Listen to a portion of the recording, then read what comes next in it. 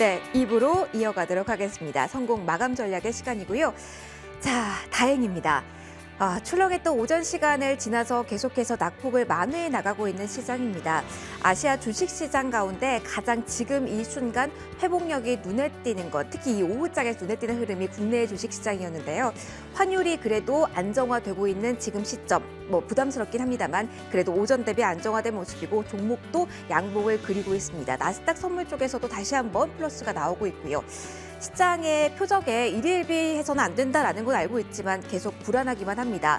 그래도 회복력을 보이고 있다는데 베팅을 해야 될까요? 아니면 이건 조금 더 길게 갈 이슈라서 무언가 지금이라도 액션이 필요할까요? 그 고민들 안고 저희 마감까지 달려가도록 하겠습니다. 오늘도 알찬 내용, 큰 그림에서 그리고 종목들의 세부적인 내용까지 저희가 집중해서 공략 포인트 짚어드리도록 하겠습니다. 마감까지 함께 하시죠. 지금부터 시작하겠습니다.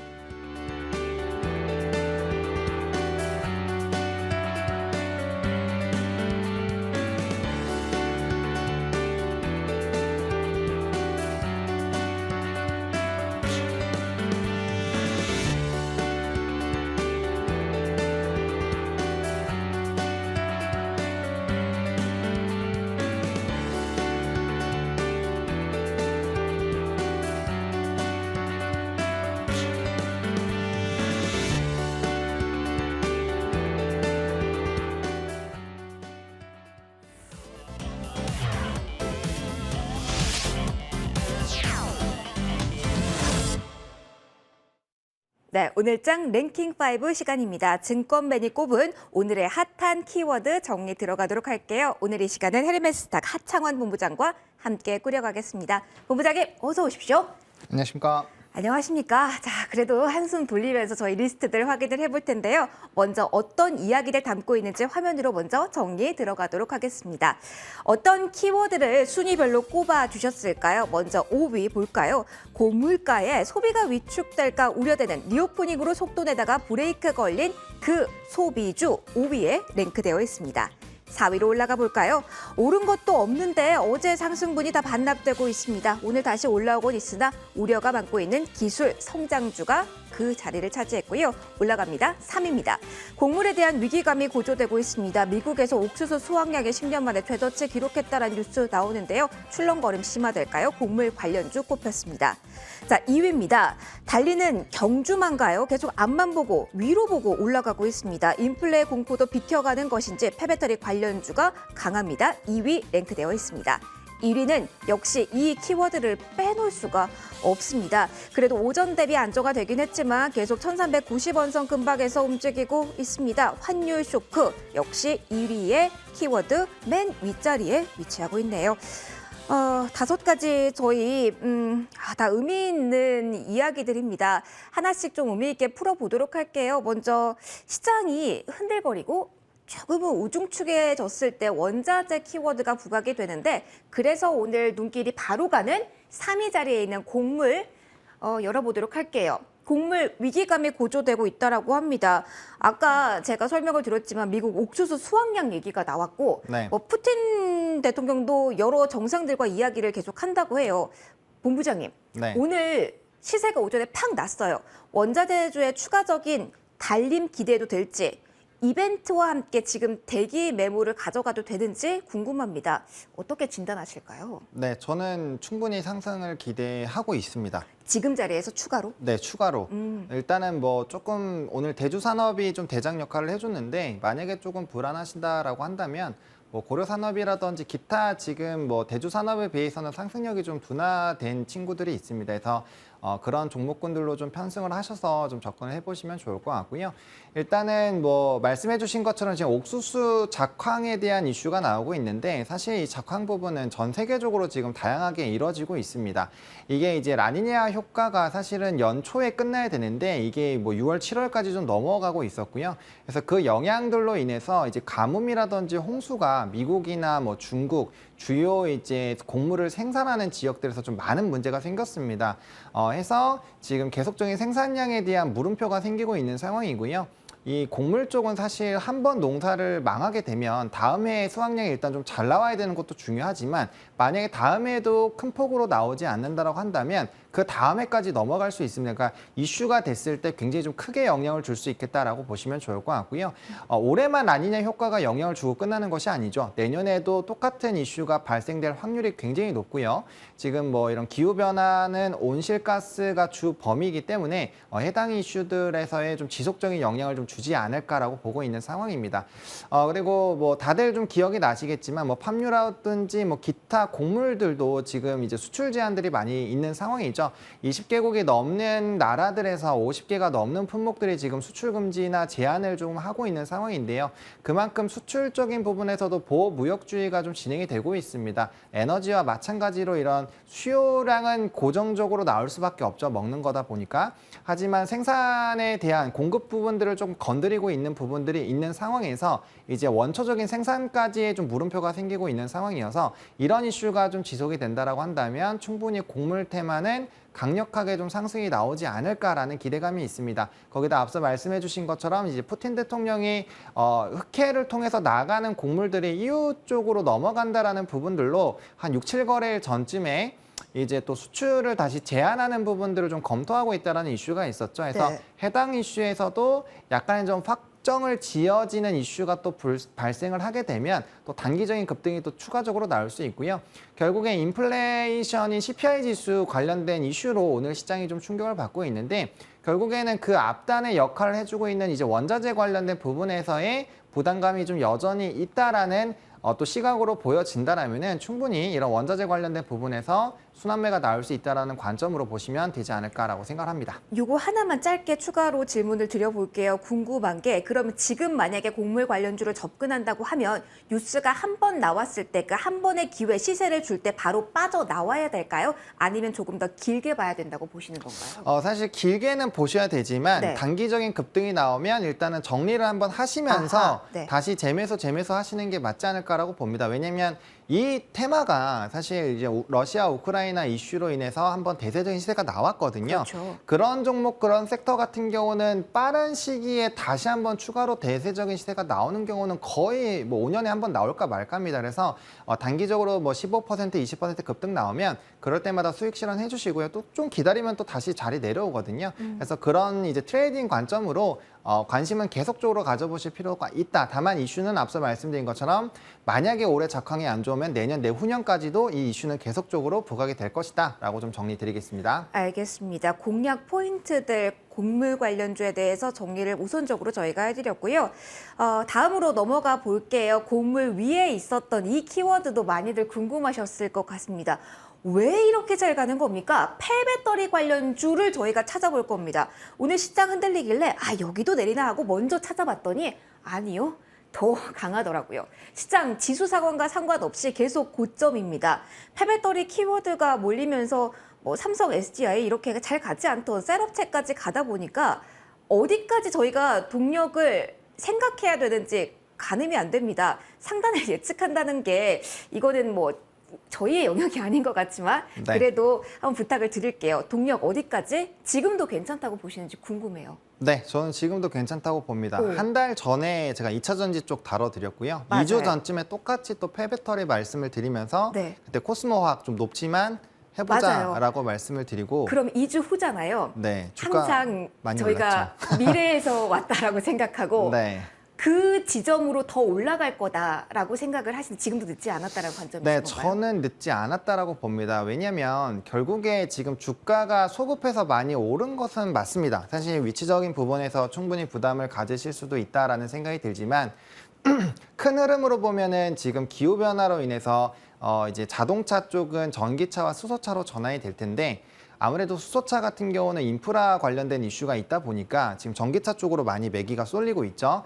그리고 이제 주요 완성차 업체들이 2030년 기점으로 완전한 그 전기차로의 전환을 좀 선언을 이전부터 했습니다. 그러면 전기차 시장은 계속적으로 확대가 될 것이고 이미 전기차가 유통이 되고 활용이 되고 있죠. 그래서 24년에는 벌써 폐배터리 시장이 뭐 70조 원, 80조 원 얘기가 나오고 있는 상황이고 우리나라 같은 경우도 이제 몇 년 내에 폐배터리 관련된 부분으로 좀 이슈가 될 것이다라는 기사가 쏟아져 나오고 있습니다. 네. 그러면 결국에는 이 사이클 자체가 폐배터리만 가는 것이 아니라 자동차로 시작해서 2차 전지와 그 뒷단으로 이제 폐배터리 쪽이 움직이고 있다라는 거거든요. 그러면 앞단의 산업이 지속적인 성장을 한다는 것만 이제 확정을 지으면 뒷단의 사업들은 따라서 움직일 수밖에 없다라는 관점으로 접근을 해보시면 좋을 것 같습니다. 근데 저는 단연 내연기관차에서 전기차로의 빠른 전환들은 계속적으로 이뤄지고 있고 해당 시장은 계속적으로 커질 수밖에 없다라고 보고 있거든요. 그러면 당연히 전기차가 늘어나면 이런 이 폐배터리에 대한 이슈가 발생이 될 수밖에 없죠. 왜냐하면 폐배터리 같은 경우는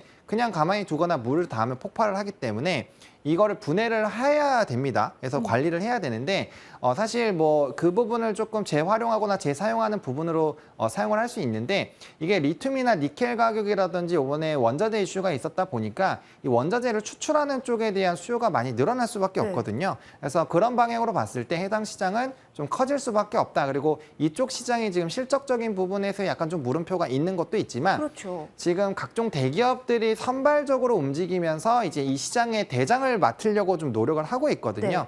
그만큼 대기업들이 많이 들어가고 있다는 거는 시장의 산업 속도가 빨라질 수밖에 없는 거고 해당 부분에서의 좀 긍정적인 실적들까지도 따라오지 않을까. 왜냐하면 2차 전지에서 뭐 LNF라든지 이런 종목군을 보시면 실적 정말 어마어마하게 좋아졌잖아요. 많이 좋아졌죠. 네, 그런 부분으로 봤을 때 충분히 이런 기업들이 이런 밸류적인 부분에서 올라간다라고 가정을 한다면 그만큼의 이런 주가의 상승력을 기대를 해볼 수 있고 사실 2차 전지 쪽에서 뭐 양극재, 음극재 쪽 보시면 정말 주가 많이 올랐거든요. 그렇죠. 그런 부분으로 본다면 여전히 상승력은 크다. 오히려 그 뭐 에코프로베임이나 뭐 에코프로 이런 종목군들 6만 원일 때도 사람들이 고점이지 않냐, 왜 이렇게 높냐라고 할 때도 대부분의 전문가들이 전기차 갑니다 해서 정말 많이 올랐잖아요. 근데 그 시간이 이제 폐배터리로 이동한 것뿐이다. 네, 저는 그렇게 생각을 하고 있습니다. 그래서 충분히 상방은 더 열려 있고요. 네. 다만 이제 진입하는 포인트는 당연히 조금 보수적으로 좀 눌림목이 나오거나 단기적인 조정이 나왔을 때 들어가셔야 되겠지만 산업의 성장에 따른 주가의 상승 사이클은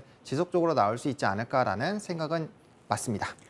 이전에 우리 양극재 보면서 에코프로 그쪽 봤을 때 6만 원 서 비싸라고 생각했던 그때를 기억하고 이제 네. 성장의 시기가 폐배터리 쪽으로 온 것 같다라는 진단이 나왔습니다. 한번 참고를 해보시고요.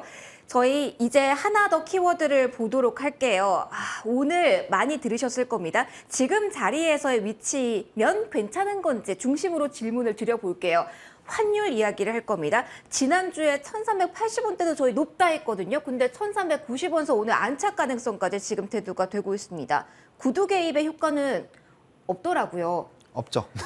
그러면은 네. 어디까지 열어놔야 되는지, 물론 저희가 뭐 13년 만에라고 이야기를 하지만 과거와 좀 다르지 않습니까? 다릅니다. 네, 그런 의미에서 외국인의 매도세 측면에서 봐야 되는지, 뭐 기업들의 외화 빚 측면에서 부담을 봐야 되는 건지, 어떤 포인트에 지금 맞춰서 환율은 저희 지금 주시를 해야 되는 걸까요?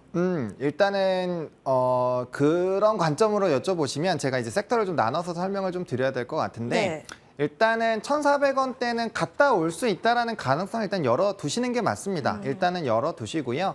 사실 환율이 많이 높아지는 것 자체가 우리나라 증시에 부정적인 영향을 미친다는 건 다들 알고 계실 겁니다. 네. 그래서 당연히 오르면은 투심이라든지 이런 부분은 악화가 되겠는데 지금 중요한 게 왜 외국인이 안 나가고 있는지를 우리가 생각을 해봐야 되거든요. 정말 궁금했어요. 이 정도면은 매도세가 폭발된다라고 할 정도는 아닌 수준 아닙니까? 물론 부담입니다만. 그쵸. 사실은 엄청나게 또 물량이 나와야 된다라고 생각을 하는데 제가 생각했을 때는 우리나라 증시의 기업들의 실적이 굉장히 견조하거든요. 실적은 굉장히 좋습니다.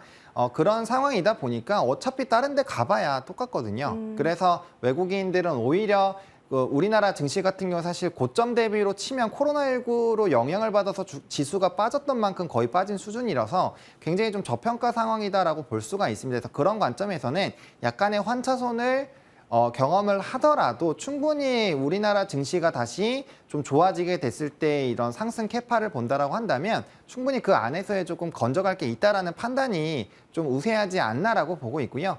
기관의 수급이 좀 같이 안 따라가고 있다라는 부분은 좀 우리가 체크를 해보실 필요가 있지만 네. 결과적으로 증시의 방향이 좀 턴하는 부분, 지금은 약간 좀 하방 쪽으로 방향성을 단기적으로 잡았죠. FMC에서 어떠한 이슈가 나오고 거기에 따른 흐름들이 좀 봐야 되겠지만 그런 부분들이 좀 해소가 되고 취약을 좀 면하게 되면 기관도 분명 방향성을 좀 잡아주지 않을까라고 보고 있습니다. 그래서 지금 고환율에 따른 외국인의 수급 이탈은 뭐 걱정은 하시되 너무 크게 뭐 이걸로 이제 투자를 아예 못한다라고 생각하실 필요는 없을 것 같고요.